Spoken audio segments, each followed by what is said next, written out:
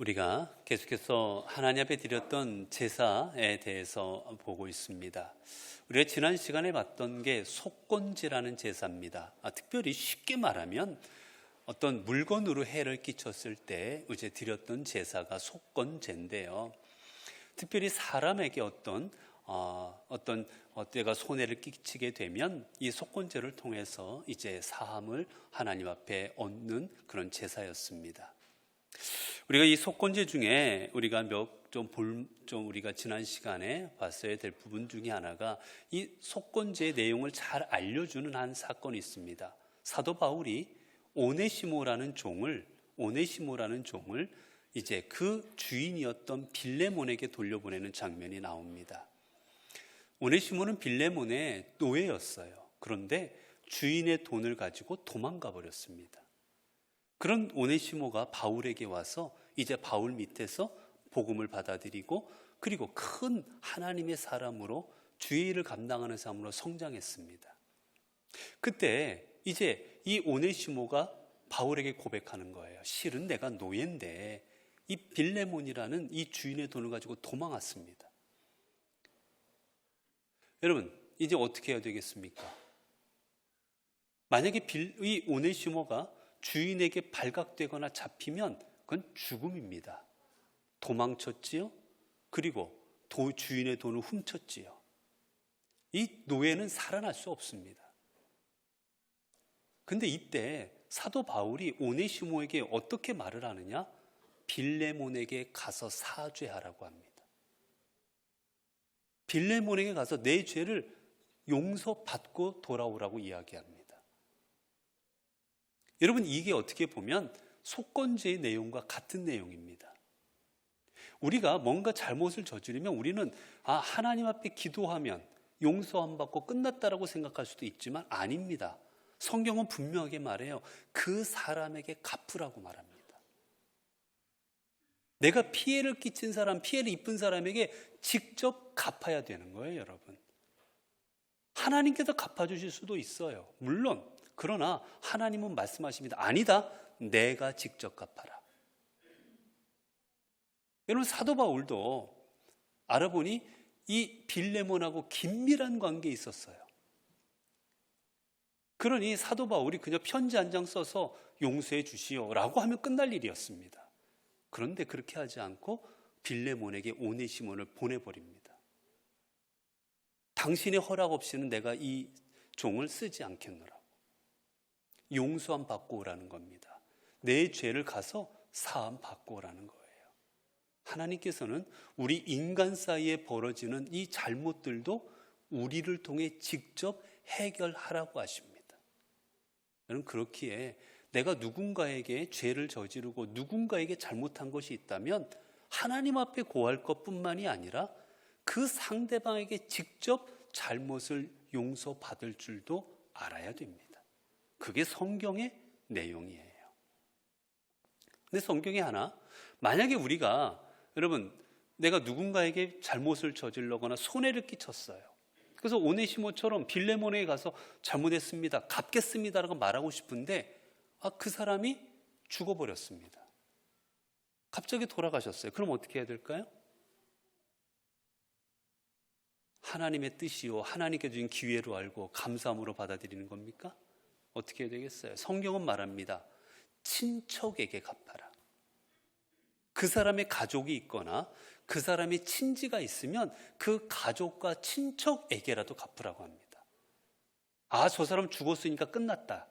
저 사람 없어졌으니까 이제 채무관계 끝났으니까 없어진 일이야. 그게 아니라 가족에게 갚으라고 합니다. 그런데 만약에 가족도 없어요. 친척도 없어요. 아무도 없습니다.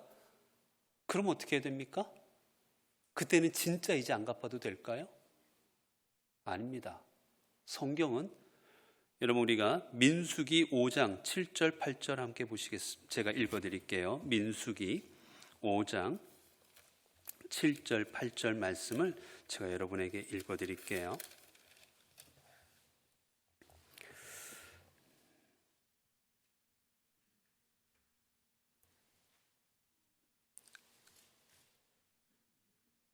자, 제가 여러분에게 읽어드리겠습니다.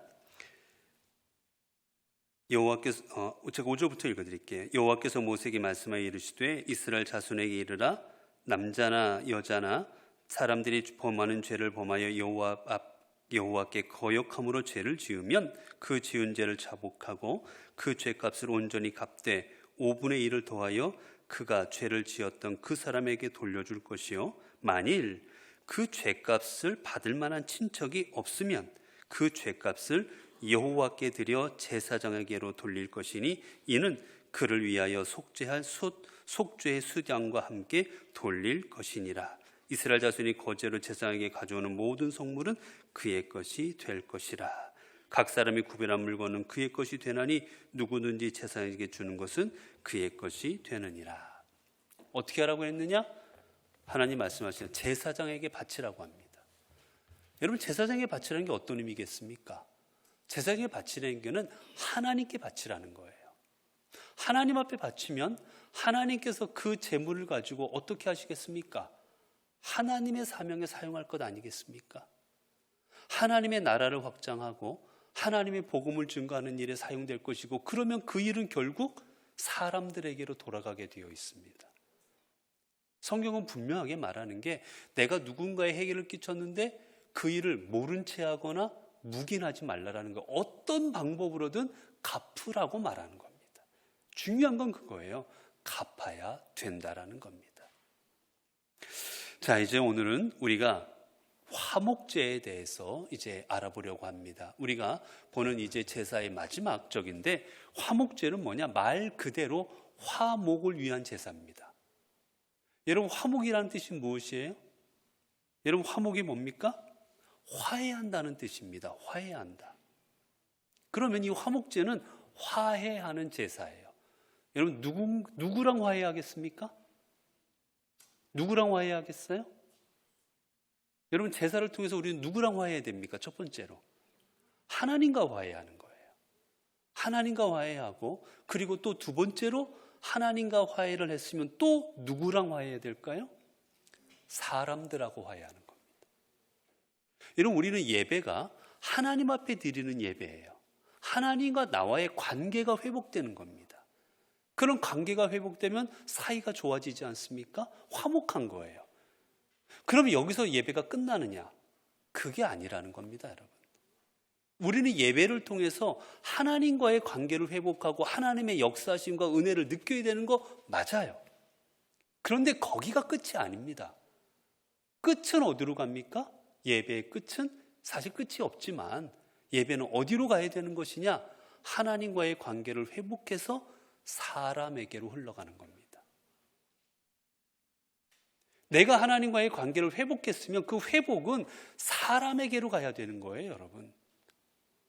하나님과의 관계는 회복했는데 사람들하고 싸우고 다니고, 하나님과의 관계는 회복했다고 성령 받았다고 그러고 은혜 받았다고 하는데 사람들에게는 아프게 하고 괴롭게 하고 힘들게 하고, 그거는 관계가 회복된 게 아닙니다.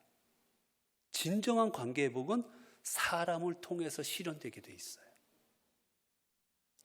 그래서 이 화목제가 우리에게 알려주는 게 그겁니다.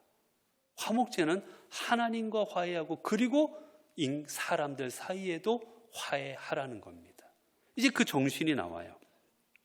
그래서 여러분, 이 화목제가 다른 제사와 비슷하기도 합니다. 태우기도 하고 피를 갖다가 하나님 앞에 바치기도 하고 하는데 가장 중요한 차이가 있어요. 자, 여지까지 제사를 드리면 그 제물은 다 어떻게 했습니까? 다 어떻게 했어요? 태우든지 뭐 하든지 다 어떻게 했습니까? 하나님 앞에는 다 드렸어요. 그런데 이 화목제는 어떻게 하느냐? 화목제는 저녁 드셨을 텐데 죄송합니다. 우리가 동물을 잡으면 내장이 있어요. 여러분, 이렇게 사냥할 때도 사자나 얘들이 어디 먼저 먹는지 아십니까? 먼저 내장 먼저 먹어요. 여기가 맛이 좋습니다. 이 내장을 먼저 먹어요, 얘네가. 이 내장이 이게 저기예요. 그래서 내장과 그 다음에 콩팥 있는 그쪽하고 해서는 하나님 앞에 올려드립니다. 그건 하나님 앞에 드리는 거예요. 그런데 하나님 앞에 드리는 거는 어차피 다른 제사에도 드렸으니까 똑같습니다. 그런데 좀 다른 게 무엇이냐? 그 다음부터예요. 그 다음에는 이 제물을 드리고 이 제물의 뒷다리, 여러분 뒷다리 중에서도 오른쪽 뒷다리는 그리고 이 가슴살하고 오른쪽 뒷다리는 제사장에게 갖다 줍니다. 그리고 나머지 부위는 어떻게 하느냐? 나머지 부위는 내가 먹고 사람들이 먹습니다. 즉 이제까지는 제사들이 제사를 지내면 하나님께서 그 태운 거를 통해서 받으셨어요. 그런데 이제부터는 그 제사를 통해 누가 먹습니까?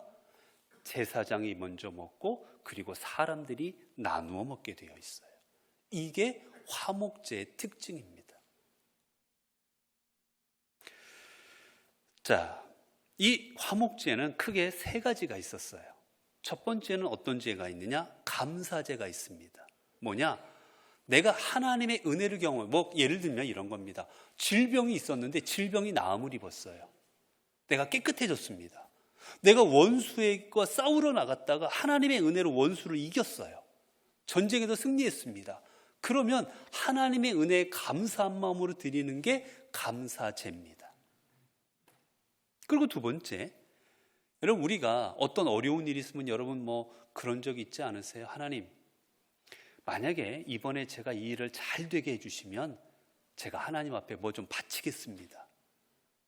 제가 저희의 어떤 것들 이번에 우리 집이 잘 팔리면 제가 좀 하나님 얼마 드릴게요. 하여튼 우리가 하나님 앞에 서원할 때가 있어요.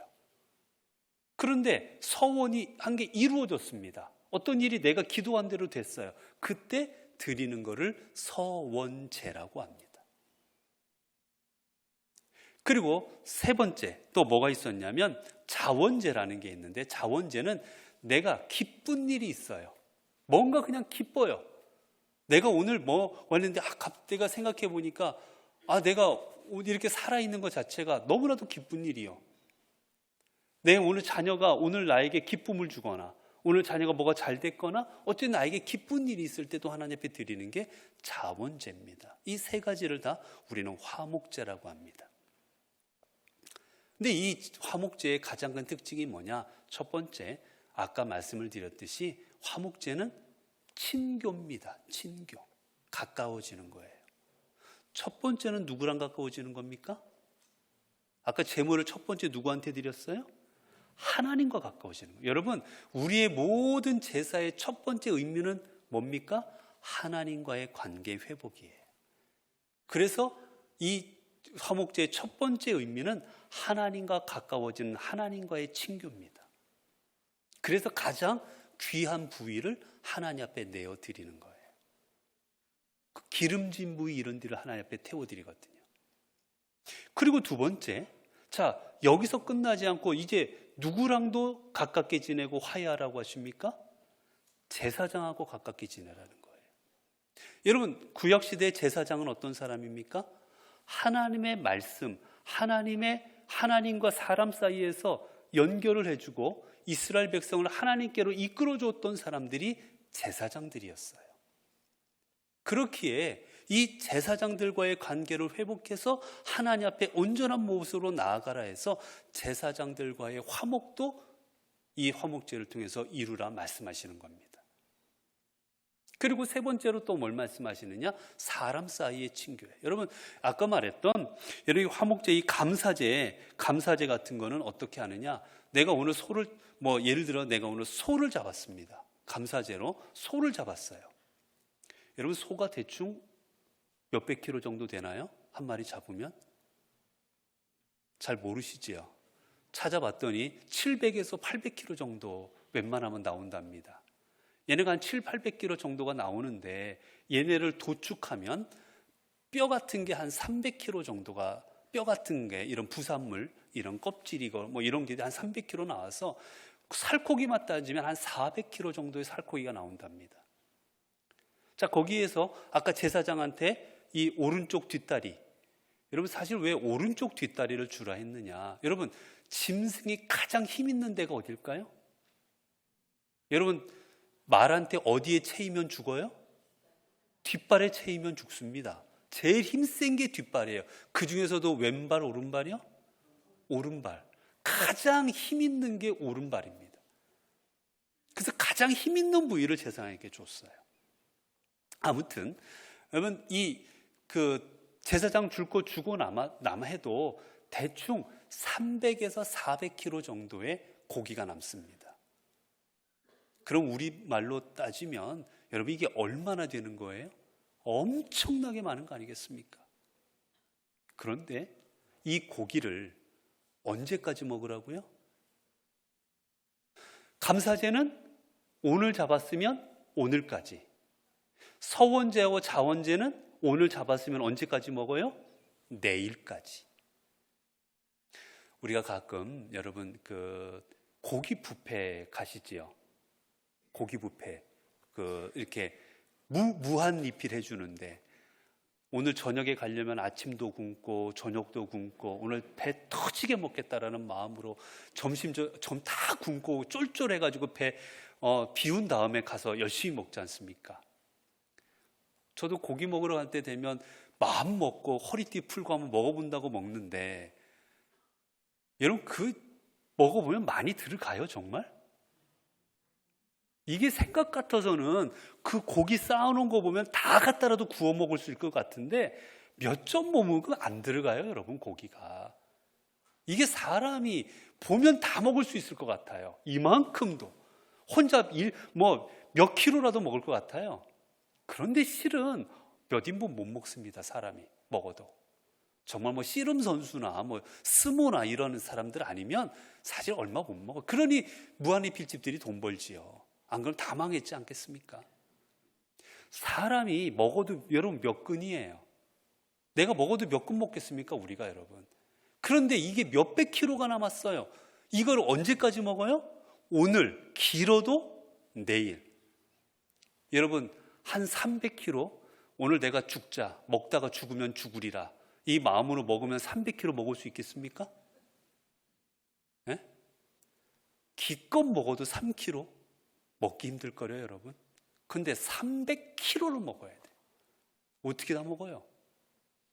먹다 죽으면 죽었지 못 먹습니다 여러분. 그거는 그렇기 때문에. 근데 남기면 된다 안 된다요? 안 된다. 남기면 뭐 해야 됩니까? 태워버려야 돼요.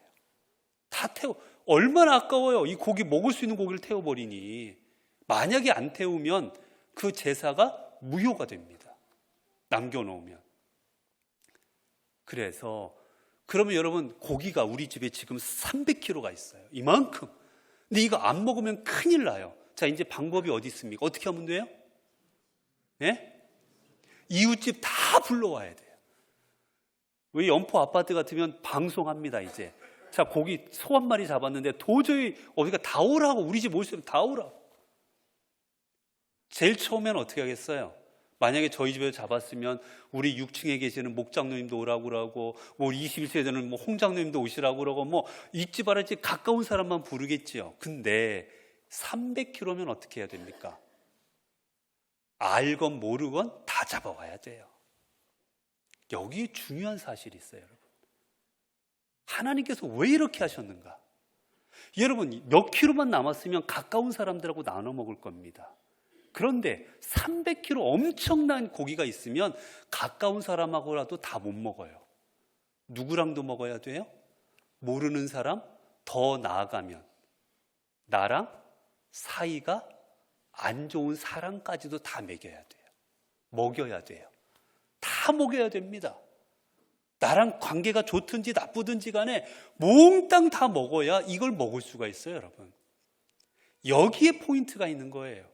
하나님께서 화목제를 먹으라신 이유는 내가 좋아하는 사람, 내가 사랑하는 사람, 그 사람들하고만 화해하지 말고 너랑 관계 안 좋은 사람, 너랑 평소에 싸웠던 사람, 너랑 원수같이 지내는 사람 다 갖다가 먹이라는 겁니다.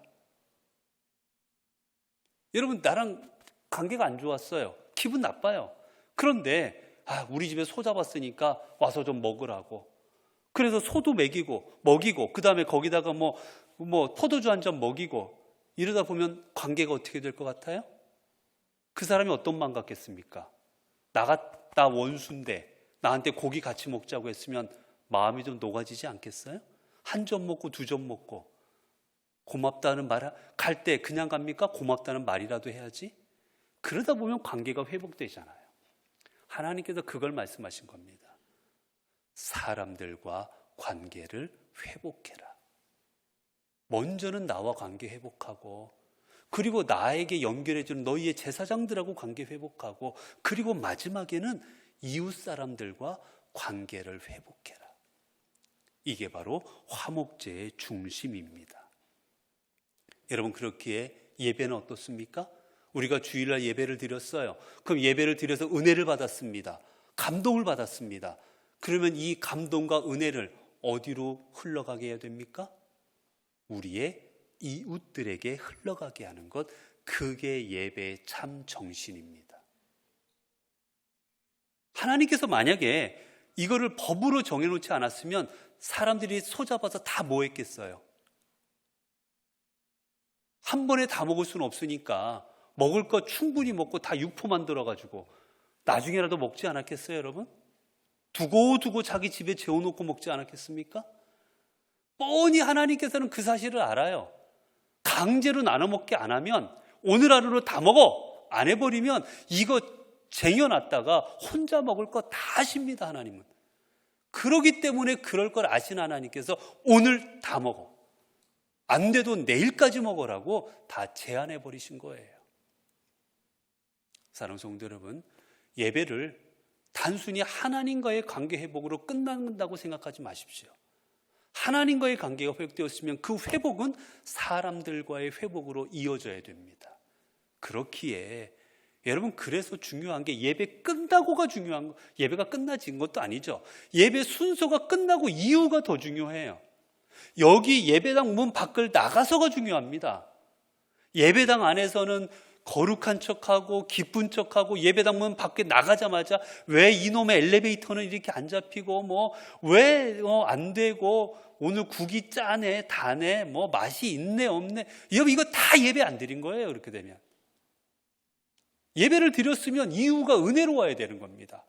짜면 물러서 먹으면 되고, 싱거우면 내 건강 위해서 이렇게 해주셨구나 생각하고, 여러분, 그렇게 해서 은혜롭게 모든 걸 감당할 때 그게 참 예배가 되는 겁니다. 여러분, 가정에서도 마찬가지예요. 직장 가서도 마찬가지예요. 우리가 어디가 있든지 간에 이 예배를, 주일날 드린 예배를 통해서 내가 하나님의 은혜와 사랑을 사람들에게 증거하게 될 때 그게 참 예배가 되는 겁니다. 우리 사랑하는 우리 연포교회 우리 성도 여러분, 하나님 앞에 참 예배를 드릴 수 있기를 바랍니다. 오늘 화목제를 통해서 주님께서 말씀하십니다. 하나님과 관계 회복하라. 그리고 너희의 제사장들과 관계를 회복하고 내 이웃들과 화목해라. 이것이 바로 내가 기뻐하는 삶이요 내가 너에게 원하는 것이다라고 말씀하십니다. 우리가 이렇게 살아가게 될 때 하나님께서 우리의 삶을 기뻐하시고 우리의 삶 가운데 하나님의 영광이 나타나게 이끌어 주실 것입니다. 기도하겠습니다. 은혜로우신 하나님, 감사합니다. 오늘 또 이렇게 주님 앞에 나와 하나님 말씀을 통하여 우리가 하나님 앞에 어떻게 예배드려야 되는지를 깨닫게 하시니 감사합니다. 주님, 화목제를 통하여 우리가 주님 앞에 예배를 드리고 이 예배가 어떻게 연결되어야 되는지를 우리에게 가르쳐 주시니 감사합니다.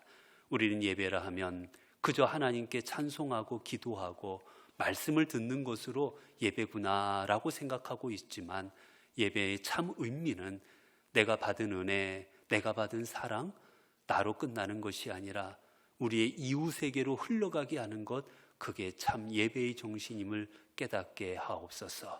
그리고 이 정신을 가지고 우리의 삶의 자리에서 주님의 복의 통로, 은혜의 통로로 쓰임받는 저희들 되게 하옵소서.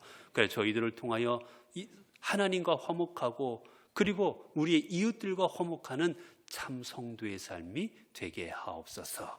우리 주 예수 그리스도의 이름으로 기도드리옵나이다. 아멘.